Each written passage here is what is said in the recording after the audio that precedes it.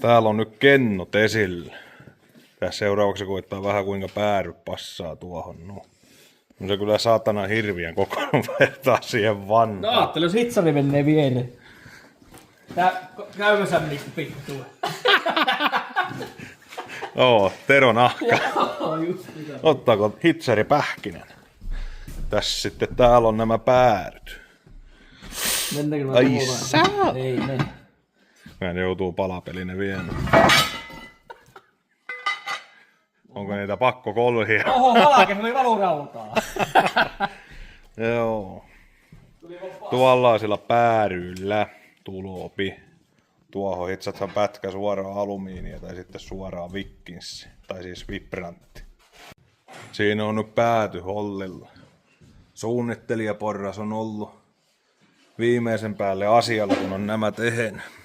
Hyvin passaa kaikki kohdallensa. Eikä ole kauheita railoja tuolla väliskään, että kyllä se tietää se poika, mitä se tekee siellä Espoon päässä. Sinne tulee nuo vesitilat. Pistän nyt siihen vähän niitäkin hollille, niin saadaan vidimiille. Kyllä. Pitääkö mun vaihtaa puolella?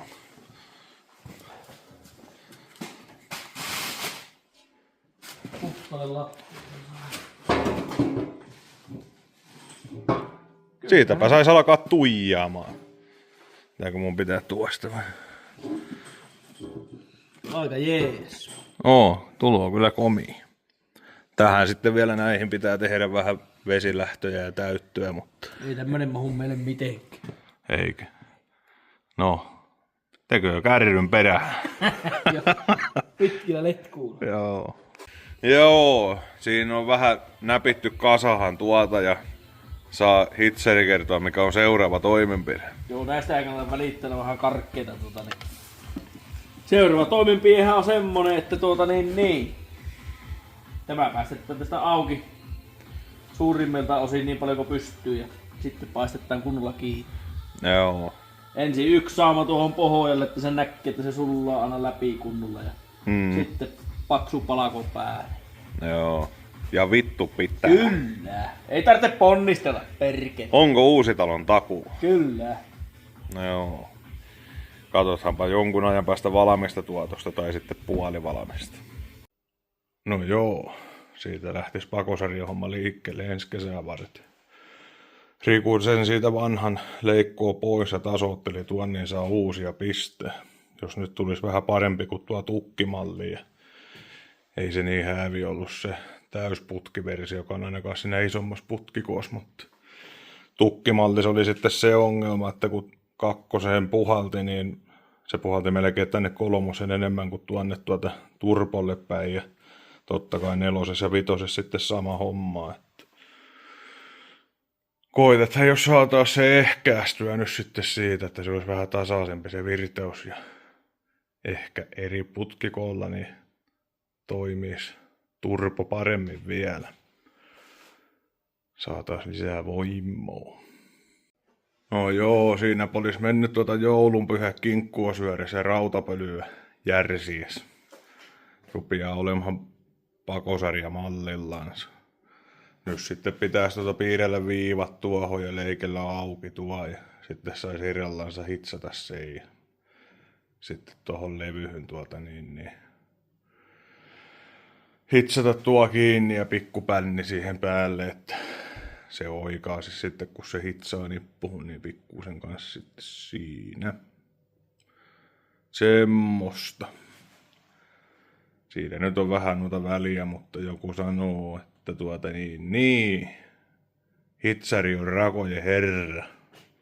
Eikö ne siitä umpeen tuu? Jos ei tuu, niin sitten ei tuu. No, miltä vaikuttaa? Hyvältä vaikuttaa. Jännä nähdä, kuinka se radalla toimii. Joo. Se on aina arvoitus. Onneksi ei ole mitään muuta muutettu samalla. Siinä on nyt taideteos purettu.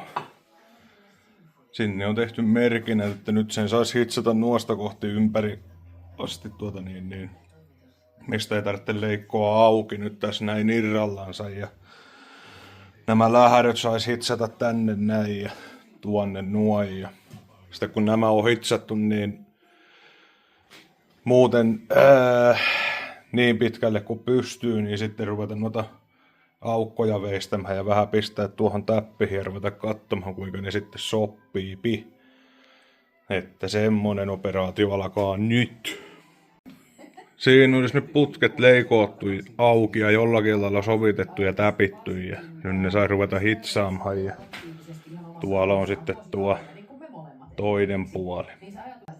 Voi olla kyllä, että seuraava sarja mikä tehdään, niin ei ole meidän toimesta, että työllistetään Pyryä, kun seuraavan kerran tarvii jotakin tehdä pakosarjan suhteen. Lohko on haettu Seinäjoelta linjahoonista. Isä sai situa, niin mä kävin maksamassa, niin se pääsi halvemmalla. Ei tässä näkynytkään mitään kylttiä, mutta Seinäjoella moottorihiomalla käytettiin linjahoonissa tämä uusi lohko ja niin on vanhakin käytetty. Ei kai siinä muuta kuin odottelemaan sylinteriputkia ja kasaamahan tätä näin niin pitkälle kuin pystyy. Että toki nyt joutuu putsimaan ja muuta, mutta semmoista. Joo. Täällä on nyt tällainen työmaa menossa, että vaihdetaan nämä säätöruuvit toiseen laasiin. Tai välyksen säätökuula. Semmoista hommaa nyt. Tää kohta laittaa pätkä, kun minkälaiset sinne tuloo. Mutta Amerikasta tulee. Otetaan tähän väliin pätkä, jos näkyy.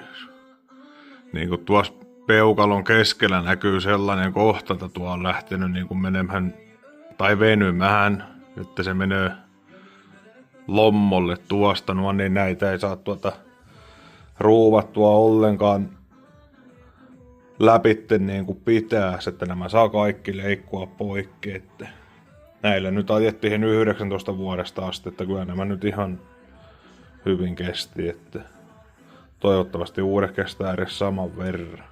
Ja nämä on mun käsittääkseni jostakin tai mitään jostakin, vaan 5 kumminsista lähtöisin jotakin jälkituotantoversioita. Mutta nyt tuloo Manttonilta sitten. Tämän näköisiä on nämä Manttonit. Tuolla on kuusiokolopää ja siinä on reikä läpi, että menisi vähän paremmin ehkä reikäkin sitten sinne tynärin kupille.